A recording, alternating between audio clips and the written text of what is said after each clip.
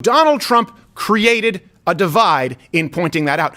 Joe Biden is divisive precisely because he's one of those liars. They've tried to argue that Donald Trump is the most divisive president ever. Yeah. And I would say Joe Biden is more divisive, but for two very, very different reasons. Donald Trump was divisive. Here's the reason why. And this is just my opinion, and then I'll try and substantiate it. All the links are available at loudestcrowder.com. Every single president before, I should say, certainly every single Democratic president before Donald Trump. You can go back to the Bush years and remember how they treated him, but at that point, they still had some semblance of attempting to appear objective. But of course, we know that they weren't. We had 8 years of Barack Obama, where it was nothing but fawning over the president. And of course, at this point, new media started to emerge. Legacy media tried to silence new media. We saw that happening, right? We thought, hey, YouTube, Facebook, Twitter, there are no more gatekeepers. And then these huge corporations spent tons of money to silence voices like yours truly, many of you out there. Donald Trump was divisive because he was pointing out what we all knew for a long time, but too many people were afraid to say, including Republicans, that the media was dishonest and that the left were liars, that they were biased, that they were not well-intentioned, and that they were lying about it. Yeah. So Donald Trump created a divide in pointing that out. Joe Biden is divisive precisely because he's one of those liars. Exactly. And I don't think Joe Biden would be as divisive today had it not been pointed out. In other words, if we went from Barack Obama to Joe Biden, a lot of Americans, right? How many, honest question, comment below. I used to talk about this when the show was syndicated on radio before Donald Trump was ever president. And I said, there are a lot of people out there who think that CNN is, my God, objective journalism.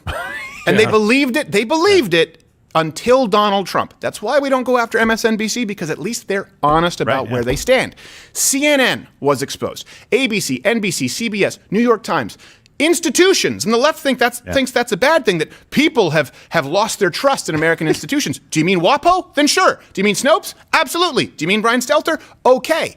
Now Biden tries to come back and act as though this is business as usual, and there are a lot of people going, wait, he's palming it. So Donald Trump divisive because he pointed out the lie. Joe Biden is divisive because now he's a part of the lie, and no one believes the lie anymore. Yeah, absolutely. And so when you have Trump coming in, he basically understood a principle. You don't sacrifice the truth for unity. Doesn't mean he always got everything right, but unity was not his goal. Doing what was right in most of these situations with his policies and what he would say about the media, that was more important than unifying people. You had to point out the hypocrisy.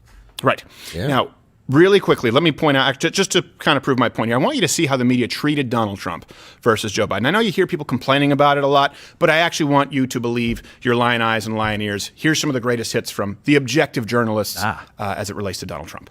Since you're attacking us, can you give us a question? Mr. President-elect. Go ahead. Mr. President-elect, since you are attacking our news organization, can you give us a chance? Your organization You are attacking our news organization. Can you give us a chance to ask a question, sir? Go ahead. Sir, can you state, Mr. President-elect, go ahead. can you state categorically, She's asking a question. Don't Mr. President-elect, can you give us a question? Don't be rude. You're attacking us. Can you give us a question? Don't be rude. Can you give us a question? I'm not going to give you a question. Can you state categorically? You are fake news. Let's go ahead. CNN's fake news. I don't take questions. I don't take questions from CNN. CNN is fake news. I don't take questions from CNN. But I'm having a good time. Tomorrow they will say, Donald Trump rants and raves at the press. I'm not ranting and raving. I'm just telling you. You know, you're dishonest people. Go ahead. Should I let him have a little bit more? What do you think, Peter? Peter, should I let him have a little bit more? Sit down. Sit down. We'll get that was his friend, man. I just told him I got to come over and see the fake news. I miss the guy. Yeah. I just told him I got to come over and see the fake news. Who do you mean? You and you and you and you and you. Now let's compare this to former Vice President Joe Biden and how the press treats him. Questions, and as usual, folks, they gave me a list of the people I'm going to call on. That must be nice. So, Jonathan, Associated Press. The perception of you that got you elected as a moral, decent man is the reason why a lot of immigrants are coming to this country. That's the perception of 100% of America. Yeah. How do you resolve that tension? Over the years, over your career, you've already spent a great deal of time at 1600 Pennsylvania Avenue, except now you're living there and you're president. It's been 4 weeks. What's it like? Chocolate chip.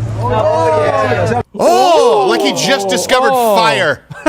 Which, by the way, is also how Joe Biden would react if he saw fire. Watch Louder with Crowder live, Monday through Thursday, 10 a.m. Eastern.